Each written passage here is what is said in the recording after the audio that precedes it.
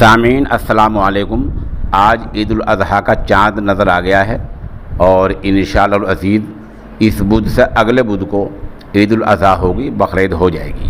اس سلسلے میں دہلی کی جامع مسجد سے نائب شاہی امام مولانا شعبان بخاری صاحب کا ویڈیو بیان موصول ہوا ہے جو پیش خدمت ہے۔ میں سید شعبان بخاری، نائب شاہی امام جامع مسجد دہلی اور نائب صدر مرکزی روحیت ہلال کمیٹی آپ سے مخاطب ہوں۔ آج ماہ ذی الحجہ کا چاند نظر آ گیا، لہٰذا مرکزی روحیت ہلال کمیٹی جامع مسجد دہلی کے اجلاس میں فیصلہ کیا گیا کہ کل 12 جولائی 2021 پیر کے روز یکم ذی الحجہ ہے اور انشاءاللہ عید الاضحیٰ 21 جولائی 2021 بدھ کے روز ہوگی۔